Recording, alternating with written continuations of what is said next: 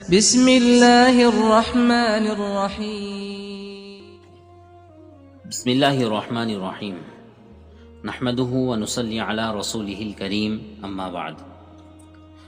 حضرت ابو ہریرہ رضی اللہ عنہ سے روایت ہے، فرماتے ہیں کہ میں ایک روز رسول اللہ صلی اللہ علیہ وسلم کے ساتھ اس طرح چلا جا رہا تھا کہ میرا ہاتھ حضور اقدس صلی اللہ علیہ وسلم نے اپنے دست مبارک میں لے رکھا تھا۔ چلتے چلتے ہمارا گزر ایک ایسے شخص پر سے ہوا جو بہت ہی زیادہ پریشان حال تھا۔ حضور صلی اللہ علیہ وسلم نے اس سے پوچھا کہ بھائی تمہارا یہ حال کیسے ہو گیا؟ تو اس نے عرض کیا کہ یا رسول اللہ صلی اللہ علیہ وسلم، بیماری، غربت اور تنگدستی وغیرہ نے مجھے خستہ حال کر دیا ہے۔ یہ سن کر رسول اللہ صلی اللہ علیہ وسلم نے فرمایا، میں چند کلمات بتلاتا ہوں، انہیں پڑھتے رہوں گے تو یہ دکھ، درد، بیماریاں اور تنگدستی وغیرہ سب جاتی رہیں گی۔ یہ سن کر حضرت ابو ہریرہ رضی اللہ عنہ نے بھی عرض کیا کہ یا رسول اللہ صلی اللہ علیہ وسلم، مجھے بھی سکھلا دیجئے۔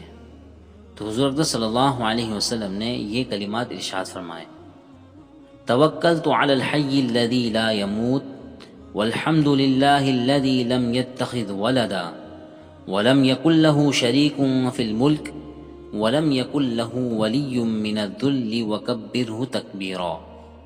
ترجمہ، میں اس زندہ ہستی پر بھروسہ کرتا ہوں جس پر کبھی موت طاری نہیں ہوگی۔ تمام خوبیاں اسی اللہ کے لیے ہے جو نہ اولاد رکھتا ہے اور نہ تو کوئی اس کی سلطنت میں شریک ہے، اور نہ ہی کمزوری کی وجہ سے اس کا کوئی مددگار ہے، اور اس کی خوب بڑائیاں بیان کیجیے۔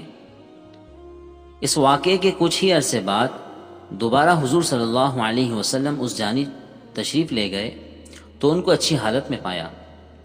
حضرت نبی کریم صلی اللہ علیہ وسلم نے انہیں دیکھ کر خوشی کا اظہار فرمایا۔ وہ صحابی کہنے لگے کہ جب سے آپ صلی اللہ علیہ وسلم نے مجھے یہ کلمات سکھائے تھے، اس وقت سے میں انہیں پابندی کے ساتھ پڑھ رہا ہوں۔ اللہ رب العزت ہمیں بھی عمل کرنے کی توفیق عطا فرمائے، آمین۔ وآخر دعوانا ان الحمد للہ رب العالمین۔